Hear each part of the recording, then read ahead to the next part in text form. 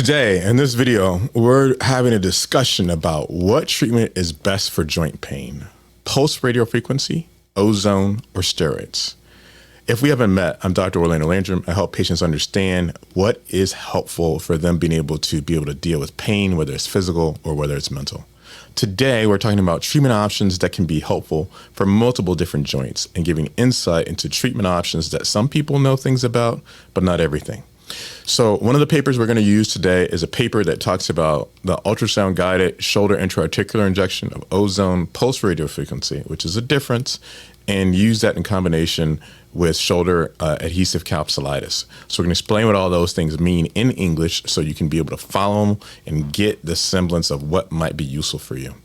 So let's initially have a conversation about what is adhesive capsulitis. In the shoulder, it was defined originally in 1872. It's basically an issue that gives limitation with being able to move the shoulder either by the person or the patient themselves or by someone else moving it. It's a fairly common prevalence of an issue that exists, and the joint can have a whole host of different problems and issues that are associated with it. Okay, so let's talk a little bit about the different techniques that were mentioned before: pulse radiofrequency, ozone, and steroids. So pulse radiofrequency is very different from what is traditionally called radiofrequency ablation. We talk about radiofrequency itself was defined in the 1950s, and pulse radiofrequency wasn't defined until 1998. So a huge gap in time frame. Traditional radiofrequency requires thermal elements that's high enough in temperature that ends up resulting in actual damage to the nerve and the tissue. Pulse radiofrequency is different. We're going to explain that in a little bit. But let's talk a little bit about ozone. So what is ozone? Ozone itself is a colorless gas that was originally figured out and basically defined in 1834. And it was utilized mainly for disinfectant properties. But O3 generators have been utilized in a number of different medical applications and certainly have been used for anti-inflammatory effects, which we've discussed in other videos and we're going to discuss this time too. So some of the ways in which we think ozone is able to affect is, as mentioned before, it has an anti-inflammatory effect. It also improves the immune system as well as circulatory stimulation, and it's been shown to have some analgesic effect. So how did they do this procedure in this paper? Well, what they did is they used ultrasound, and they used ultrasound to be able to target a shoulder injection by coming in from behind. And they were able to see different muscles that were present of the rotator cuff, including areas of the infraspinatus and parts of also the deltoid muscles. I'll show you a picture of that in just a second or so. But at the end of the day, they split patients into three groups. One group that received steroid, one group that received ozone, and one group that received pulse radiofrequency, which is a lesser degree of temperature than traditional thermal ablation. And that matters, and it matters in a lot of different ways. This is a picture of what that needle kind of looked like entering into the joint from an ultrasound type picture. You can see the needle highlighted by the arrows that are present here, entering into the area in and around the joint. And then they gave a summary of what worked when and to how long did it actually work. So we're going to explain that chart in just a second. So that chart looks like this. So right now it may look a little bit like gobbledygook, but on the y-axis is the area of how much pain improvement I had. And then on the x-axis is the time that it took place.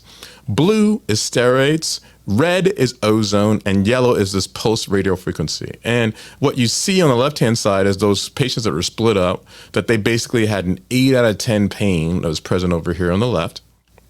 And then you can see at discharge, meaning they had the procedure done for these three different ones. And what you see that seems to be working right off the bat are the blue and the red. So meaning the steroid and ozone, it starts working pretty quickly. But then as we take a look and we look further down the line to like week 8, we can see the steroid wore off after give or take about maybe anywhere from 2 to 4 weeks.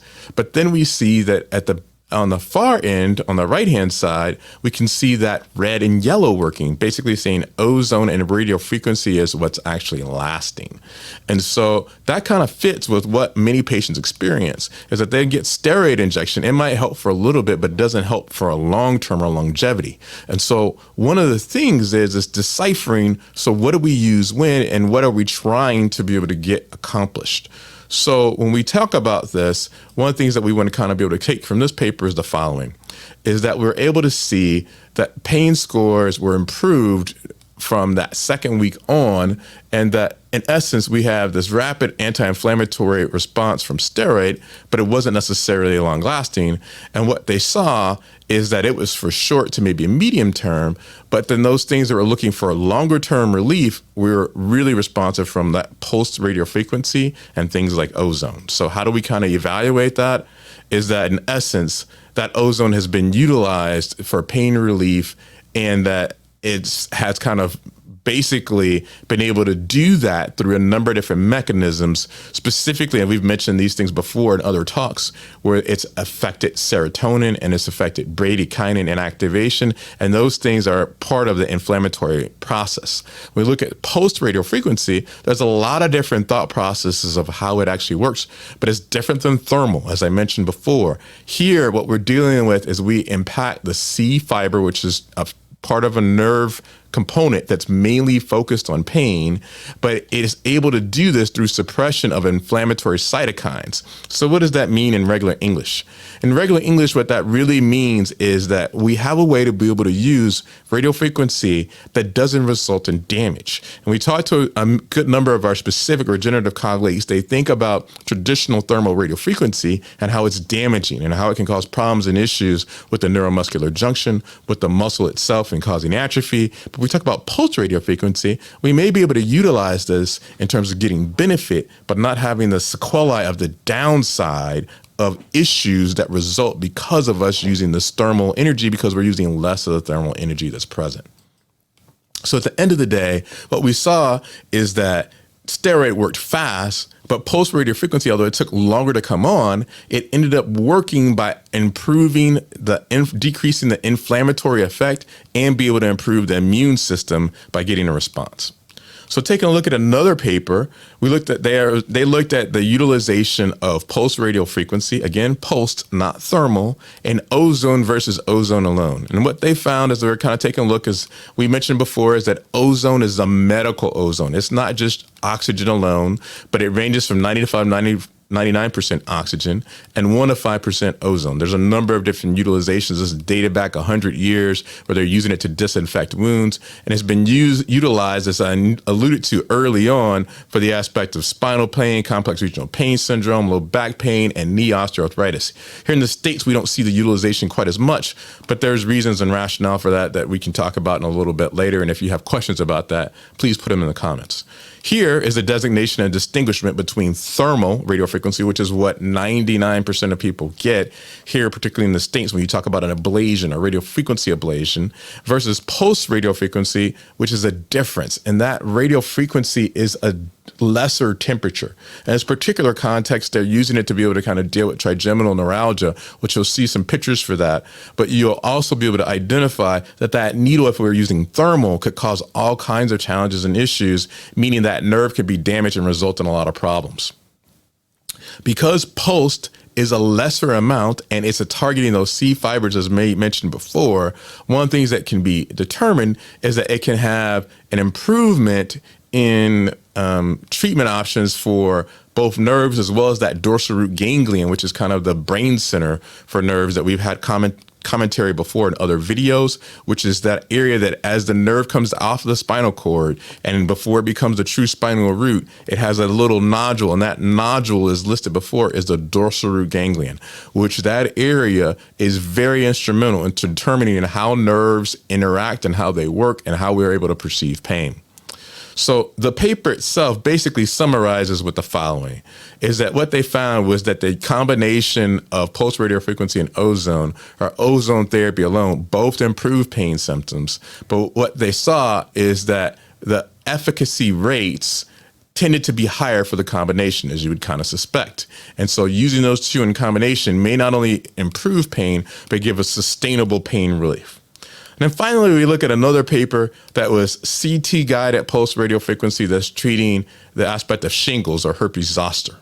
And what they looked at in this paper, they were able to kind of assess that ozone, because it's a naturally occurring oxidant, can be able to provide pain relief in a lot of different ways, particularly when you have a nerve root that's being squeezed.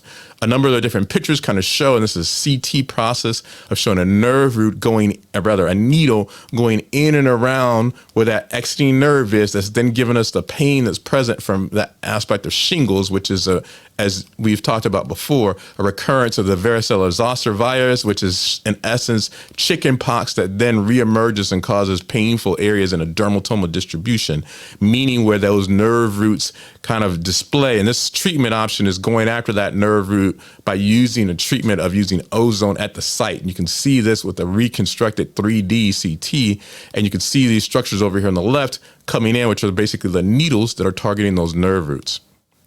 What they found with that is that not only was it safe, which we were concerned about, well, hey, if you use CT and you're going after the actual nerve roots in and around the DRG, can it provide pain relief? But when you combine that with the aspect of pulse radiofrequency, can we get a response? So our original question, again, was which door do we pick? Do we pick steroid? Do we take pulse radiofrequency, or do we take ozone? And the fact of the matter is the following, is that you could use a combination of any of the three, but you need to know what are the downsides and upsides to both. If you use pulse radiofrequency, it's going to take a little bit of time before you see a response. And not everybody knows how to use that correctly, and traditionally insurance doesn't necessarily cover it. Ozone is the same type of thing. Insurance normally doesn't cover an ozone administration, but it has utility in a lot of different ways, particularly in terms of being able to decrease risk of infection as well as decrease inflammatory response. And those two in combination can give you a much longer and sustainable relief than steroid. And why would you use steroid? Because frequently it's an easy and quick injection. The downside is that it can have, the duration is typically short, and sometimes it can cause atrophy and other problems if used repetitively over time. So if I was limiting this, what I would say is I'd hedge it a little bit and say, why wouldn't you use pulse radiofrequency and ozone for the best, most sustainable outcome that doesn't have as many deleterious effects as otherwise? If this video was interesting to you and you carried out with watching through this whole thing, if you feel it's warranted, give us a like. If you have questions about potential treatment options and whether this might be a fit for people that you care about, leave them in the commentary below. We appreciate you joining us, and we hope that we can be able to help you understand how to be able to punch pain in the face and get back to leading your life that you deserve, whether that's physical pain or mental pain, and getting you back to doing what you want to do. Thank you so much.